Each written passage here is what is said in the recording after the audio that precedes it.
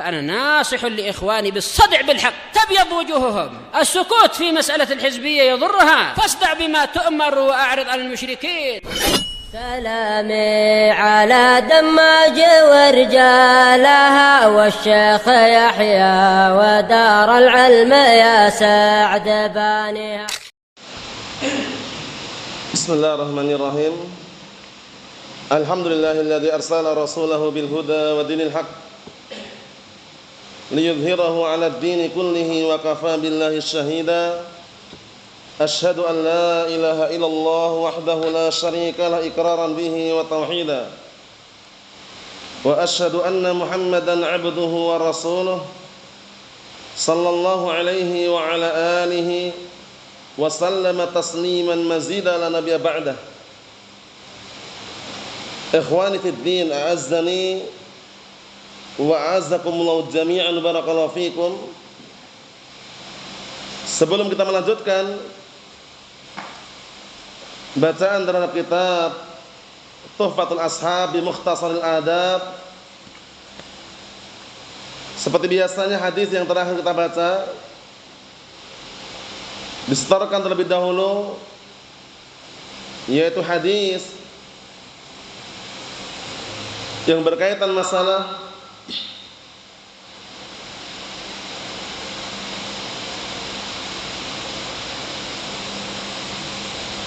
seorang budak wanita yang waktu itu hendak dimerdekakan oleh seorang sahabat, itu Muawiyah ibn Hakam as-Sulami radhiyallahu anhu. Kemudian diminta oleh Rasulullah SAW agar didatangkan terlebih dahulu. Akhirnya diajukan kepada budak wanita tersebut dua pertanyaan. Pertanyaan pertama, Aina Allah, di mana Allah? Kemudian budak wanita tadi mengatakan, fis sama, Allah Ta'ala berada di langit. Pertanyaan kedua, man ana, siapa aku?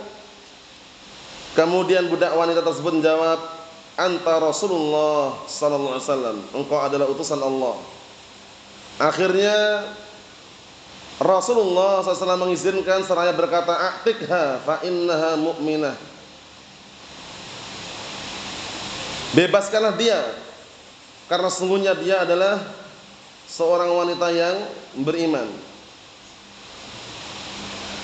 Disetorkan serentak barakallahu fikum, tafadhalu.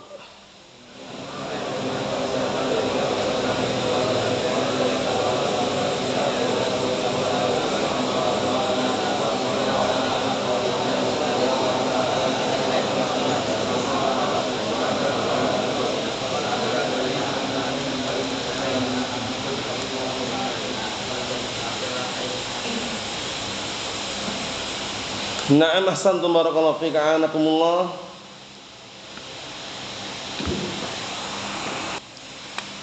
Na'am barakallahu fikum. Kita lanjutkan hadis berikutnya. Hadis yang ke-10 masih berkaitan masalah beradab bersama Allah Subhanahu wa taala, yaitu mensucikan Allah Subhanahu wa taala dari sifat-sifat yang kurang yang tidak layak bagi Allah taala. Itu termasuk beradab pada Allah Subhanahu wa taala. Maksudnya mentauhidkan Allah taala, mengesahkan Allah taala, menunggalkan Allah Subhanahu wa taala dalam beribadah. Tidak menduakan, tidak berbuat kesyirikan. Kita baca hadisnya pendek. Pastikan semua serentak. Besok hafal semuanya, tidak ada yang terlewatkan. Mudah sekali ini dihafalkan. Ini yang punya kitab semangat. Diulang-ulang terus. Kadang-kala 5 kali, 10 kali, insyaallah bisa. Kalau nggak tahu artinya tanyakan yang lainnya. Karena melatih diri itu penting. Nah, bukan seenaknya diri kemudian bermudah-mudahan, jangan. Kita lihat an Abi Hurairah radhiyallahu anhu, 'anin Nabi sallallahu alaihi wa ala alihi wasallam qala, syatamani ibnu Adam wa lam yakun lahu dzalik, bisma ya. Wa amma syatmuhu iyaya faqauluhu ittakhadallahu waladan wa anal ahadus samad lam alid wa lam ulad wa lam yakul li kuf'an ahadun. Riwayat Bukhari. Mudah dihafal, pendek, simple, diperhatikan artinya, artikan. Dari hadisnya Abi Hurairah radhiyallahu anhu, sahabat yang mulia Abdurrahman bin Sakhr ad-Dawsi radhiyallahu anhu dari Rasulullah sallallahu alaihi wa ala alihi wasallam, beliau berkata, "Syatamani ibnu Adam." Ibnu Adam telah mengejekku atau mencaciku. Syatamani itu maksudnya mencaci maki atau mengejek. Walam yakul lahu dzalik, padahal dia tidak punya alasan sama sekali. Ngartikannya gitu. Walam yakul lahu dzalik, padahal dia tidak punya alasan sama sekali. Maksudnya alasannya kenapa ngejek itu enggak punya alasan itu loh.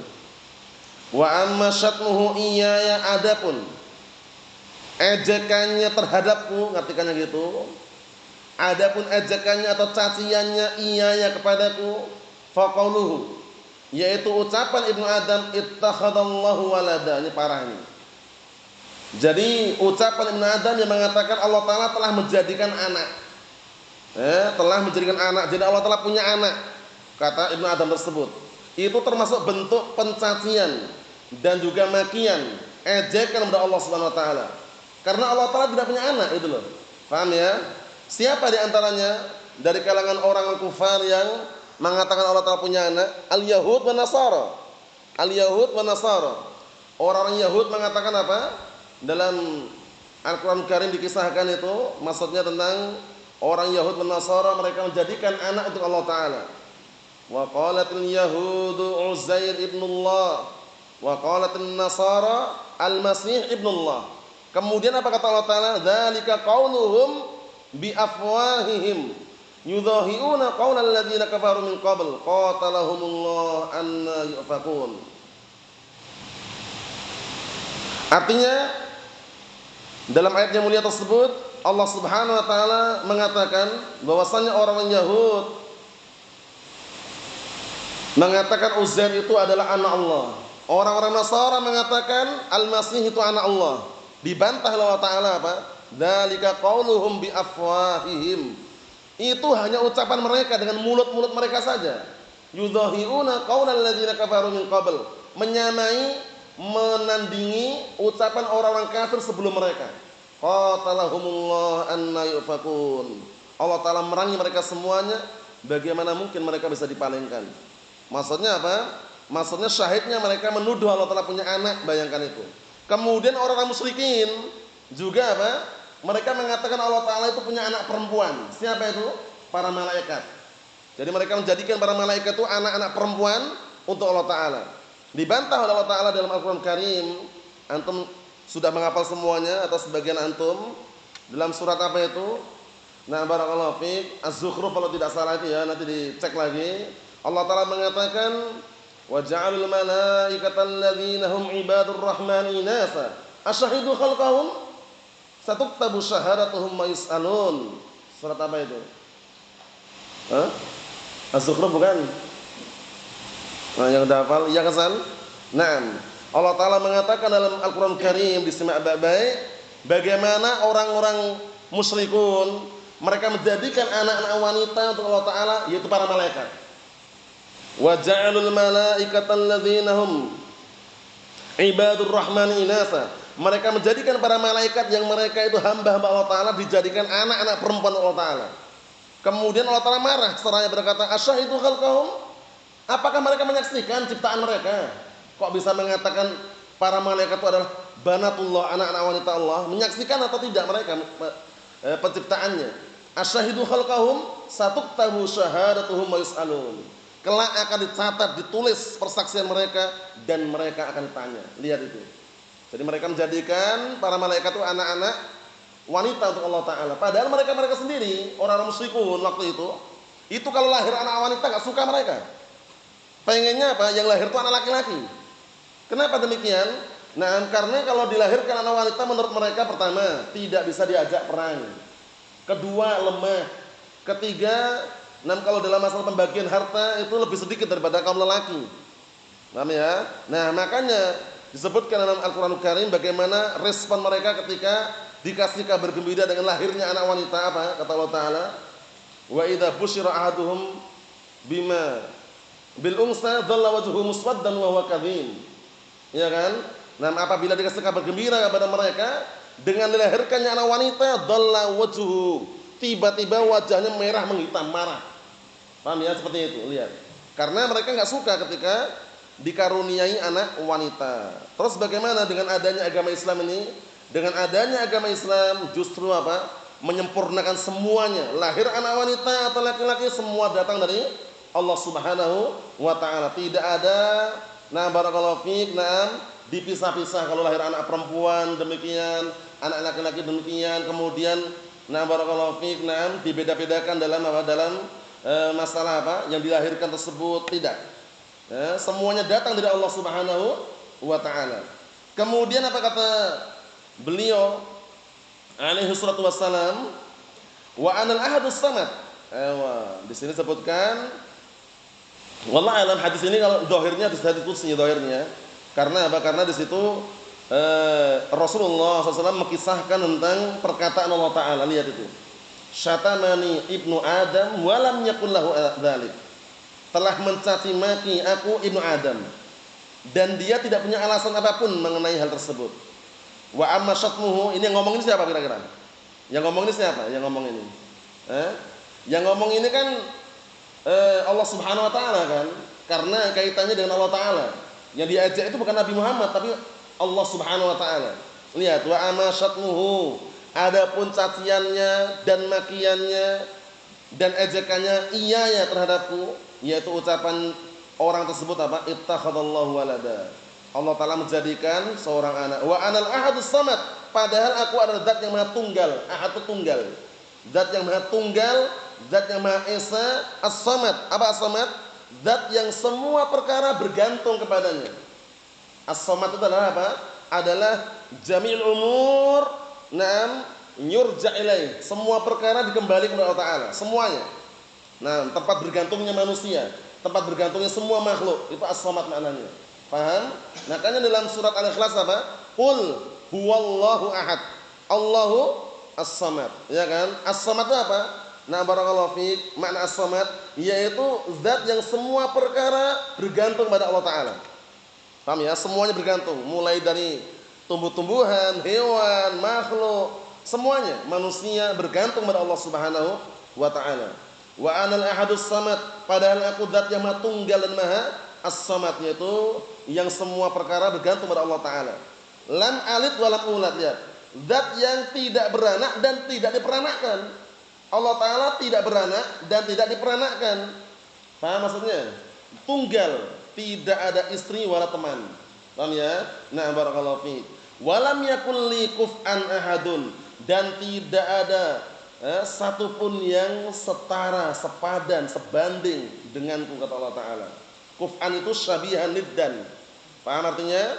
Jadi tidak ada satupun yang apa? Yang serupa, sebanding, sepadan denganku, kata Allah taala. Mafhum? Semuanya di bawah apa? Kendali dan juga peraturan Allah Subhanahu wa taala. Sebagaimana perkataan Allah taala dalam Al-Qur'an Karim mengenai keadaan makhluknya atau hamba-hambanya, semuanya itu makhluk hamba yang apa? Lemah. Paham ya? Walaupun kata orang Yahud, kami orang-orang kaya, sedangkan Allah taala fakir, tapi dibantah dalam ayat tersebut. Apa kata Allah taala? Ya ayyuhan nas antumul fuqara'u ilallah wallahu huwal ghaniyyul hamid. Wahai segenap manusia, kalian semua itu adalah makhluk-makhluk Allah taala yang serba apa? Butuh, perlu pada Allah taala.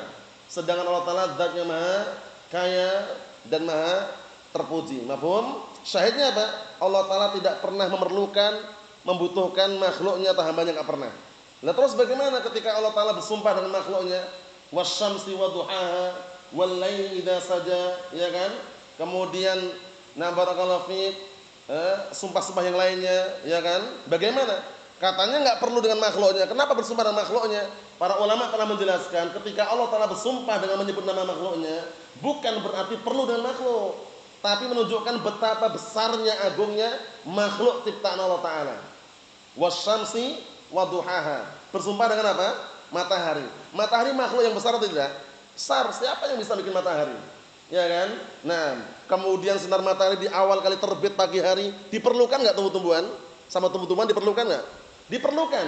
Bahkan diperlukan manusia.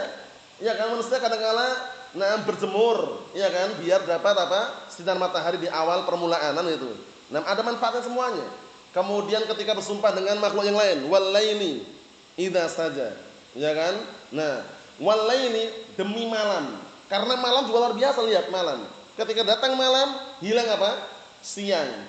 Datang siang, hilang malam. Makhluk yang luar biasa. Mafhum? Wadduha, demi waktu duha. Waktu duha juga antum saksikan bagaimana? Luar biasa. Menunjukkan bahwasannya ketika Allah Ta'ala bersumpah dengan menyebut nama makhluknya bukan berarti butuh dengan makhluk, tapi apa? Tapi menunjukkan betapa agungnya, besarnya makhluk Allah Subhanahu wa taala tersebut. Mafhum? Ini hadis yang kita baca. Disetorkan pada pertemuan yang akan datang. Ini mudah sekali, pastikan tidak ada yang terlewatkan, tinggal diulang-ulang saja. Wallahu a'lam bissawab. Wassallallahu alhamdulillah.